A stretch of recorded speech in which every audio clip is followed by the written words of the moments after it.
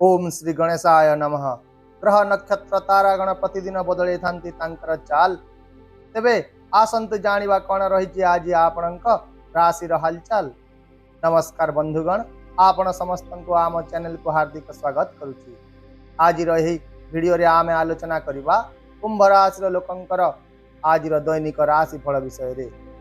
आमे एही जो राशि फलटी आपणको कहूछु ताहा ग्रह गुड़िकर एक सरल गणना जहाको ज्योतिष शास्त्र रे ग्रहर गोचर भाव रे गणा जाई थाए, जहा मुख्यतः चंद्रदेव चलन उपर आधारित अटे। आज हेउची 16 फेब्रुआरी 2025 रविवार, फाल्गुन मास कृष्ण पक्ष चतुर्थी तिथि, हस्ता नक्षत्र।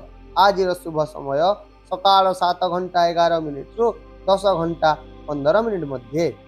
तेबे आसंतु जानिबा कोन कहूची आज आपणक राशि, कोन कहूची आज आपणक नक्षत्र एवं आज आपण एपरि कोन विशेष उपाय करिवे जहा फल दिनटी आपणक पाई अत्यंत शुभ प्रमाणित हेबो।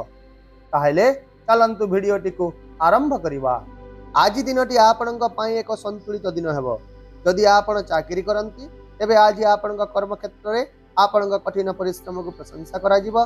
वरिष्ठ अधिकारी माने मध्य आपणक काम रे संतुष्ट हेबे, जेउ कारणरू आपणक कोनोसी एक नूतन सुयोग मध्य मिली पारे।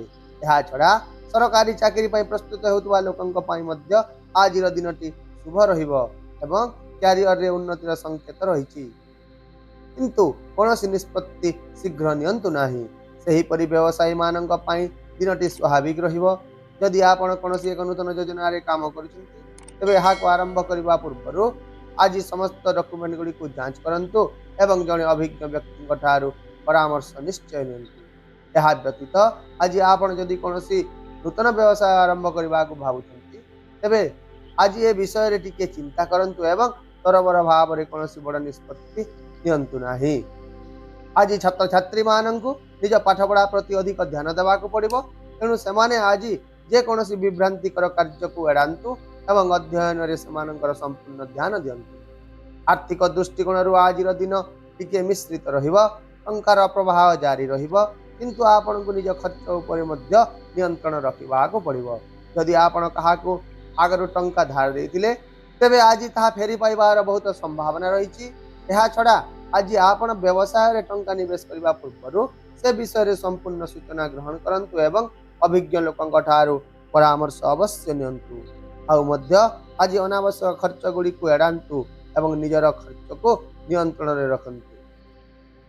किंतु आपणक पाई आज किछि नूतन आर्थिक उत्स मध्य खोली पारे, जहा भविष्य रे आपणक बहुत लाभ देबो। विशेष भाव रे आपण आज संचय को प्राथमिकता दियंतु एवं चिंता न करी कोनोसी टंका खर्च करंतु नाही। स्वास्थ्य दृष्टिकोण रु मध्य आज आपणक मिश्रित फलाफल मिलिबो। यदि आपण मानसिक चाप रे अछंती तेबे आज टिके विश्राम नियंतु एवं आपण मन को शांत रखिबा को चेष्टा करंतु। विशेष करी ब्लड प्रेशर एवं सुगर रोगी माने आज निजर स्वास्थ्य प्रति अधिक ध्यान दियंतु एवं डाक्तरंक पाख को जाई चेकअप अवश्य करांतु। खाइबारे संयमता रक्षा करंतु, बाहर तेलिया खाद्य खाइबा ठारू दूरे रहंतु। एहा छडा आपण आज अधिक क्लांत मध्य अनुभव करि पारंतु किंबा मुंड बिंधा अनुभव करि पारंतु। तेणु पर्याप्त परिमाण र पानी पियंतु एवं विश्राम नियंतु।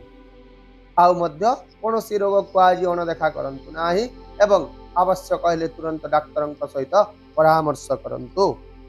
पारिवारिक एवं सामाजिक दृष्टिकोण रु आज दिनटी स्वाभाविक रहिबो, किंतु परिवार रा कोनोसी सदस्यंक सहित किछि विवाद होई पारे।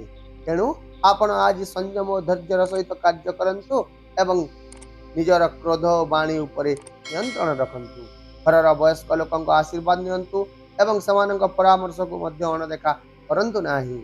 आज सामाजिक जीवन रे आपणकर लोकप्रियता वृद्धि पाइबो।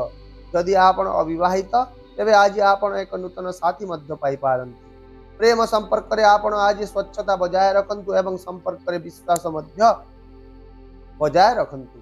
सेही परि विवाहित लोकंक पाई दिनटी साधारण रहिबो। आपणक जीवन साथींक सहित भल समय बिताइबार मध्य सुयोग मिलिबो, जहा आपणक संपर्क को आहुरी मजबूत करिवो। ताहेले प्रिय दर्शक बंधु, आपणक पाई आज विशेष उपाय हेउची आज आपण भगवान शिवंकर अभिषेक करंतु एवं ओम नमः शिवाय मंत्र को 108 थर जप करंतु आपण आर्थिक दिगटी उन्नति होवा सह आपण दाम्पत्य जीवन रे मध्य सुख शांति वृद्धि पाइब।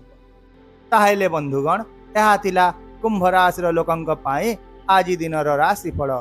जदि आपण एही राशिफल को उपयोगी मन करिसेंती तेबे एही वीडियोटी को लाइक और शेयर कर दियंतु एवं आपणक पई दिनटी किपरि कटिला ताहा कमेंट बॉक्स रे हमकु जणांतु। यह सहित आम चैनल को मध्य सब्सक्राइब करने को भूलंतु नहीं, जहाद्वारा आमे आपण को प्रतिदिन नूतन एवं गुरुत्वपूर्ण ज्योतिष सूचना दे पारिबु।